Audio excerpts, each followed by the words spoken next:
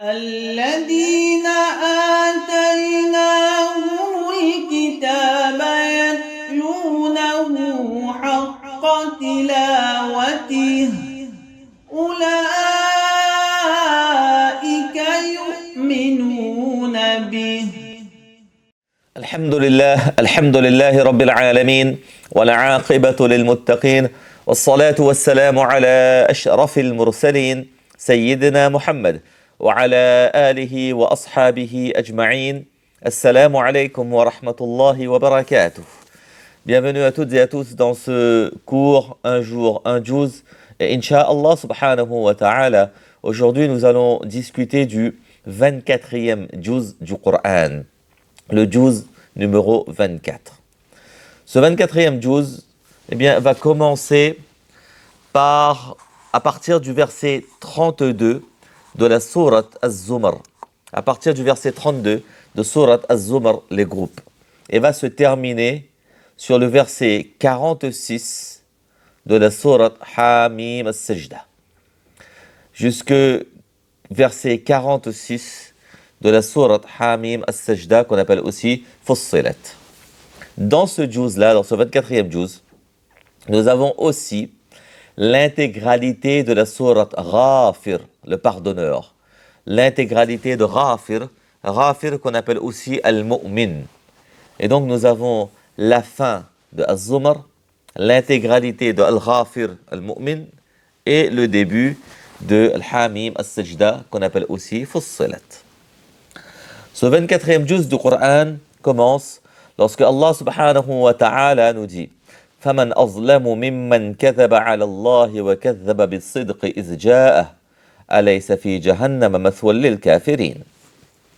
Au tout début de ce juz, Allah subhanahu wa ta'ala quelque part interroge nos consciences et nous demande qui donc peut être plus injuste que cette personne qui ment sur Allah et qui refuse la vérité lorsqu'elle arrive à lui. Qui est plus injuste que cette personne qui ment sur Allah et qui refuse la vérité? La place de cette personne ne peut être que l'enfer. Et à contrario, la récompense de ceux qui acceptent la vérité est auprès d'Allah. L'aide d'Allah suffit amplement aux croyants. Allah subhanahu wa ta'ala a révélé le Coran pour guider tous les gens. Celui qui empruntera cette voie droite, la voie droite, le fera pour son propre bien. Et celui qui déviera de cette voie droite devra répondre de ses actes. Le prophète d'Allah sallallahu alayhi wa sallam ne sera pas responsable des actes de telle personne. Les gens ne savent-ils pas qu'Allah est le seul qui pourvoit la nourriture? Il l'élargit pour qui il veut et il diminue pour qui il veut.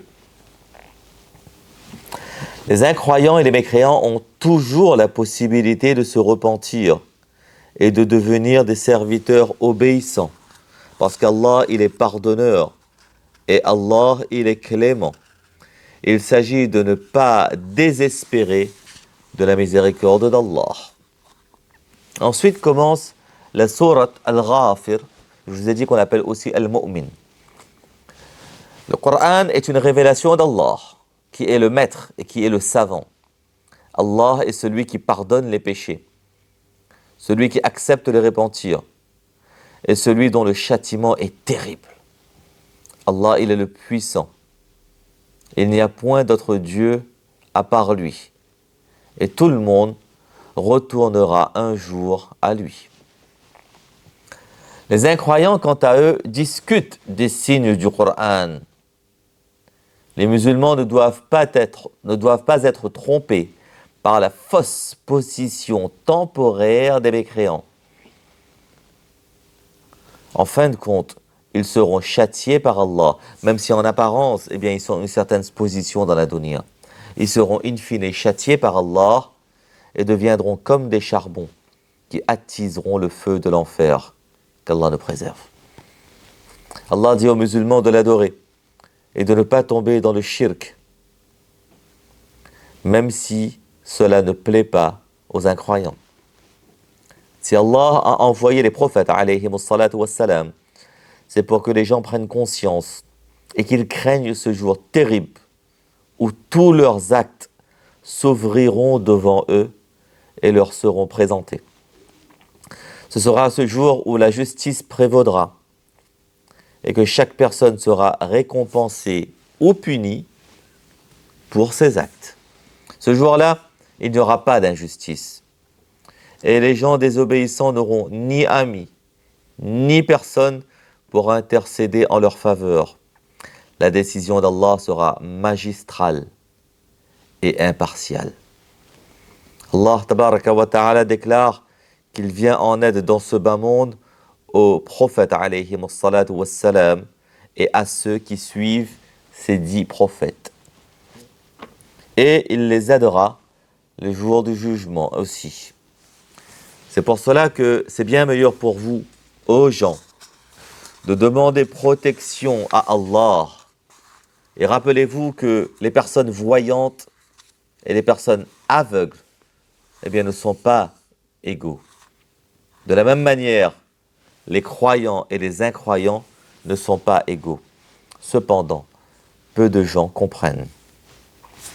Ensuite commence la sourate Hamim al-Sijda, Fussilat. Allah déclare que le Coran annonce la bonne nouvelle aux intelligents qui font de bonnes actions.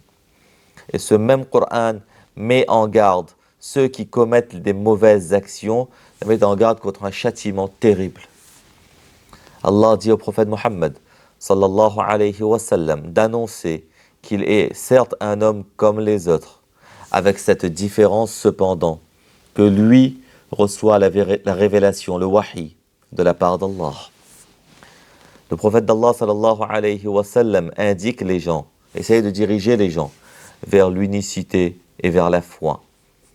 Le prophète d'Allah sallallahu alayhi wa sallam incite les gens à demander pardon, tawbah. Demander pardon à Allah pour leurs erreurs, à donner la zakat et à croire en ce jour terrible qu'est le jour du jugement. Ce jour-là, en effet, les membres de chaque personne témoigneront contre ou pour cette personne. En fin de jour, Allah s'adressant aux musulmans leur dit que si Shaitan tente de les entraîner dans son piège, eh bien, il faut demander protection à Allah. Allah qui entend tout, Allah qui sait tout, et Allah qui est le seul être digne d'adoration. Voilà donc de manière très synthétique les principales thématiques traitées dans ce 24e juz du Coran. L'objectif pour nous est de lire au minimum une fois ce juz aujourd'hui. Qu'Allah subhanahu wa ta'ala nous accorde le tawfiq et la ikhlas. Qu'Allah nous accorde l'amour du Coran, la relation avec le Coran et la pratique du Coran. Qu'Allah nous compte parmi les Ahl al-Qur'an. Amin. Wa akhiru da'wana anil hamdulillahi rabbil alamin. فجزاكم الله وبارك الله فيكم والسلام عليكم ورحمة الله وبركاته.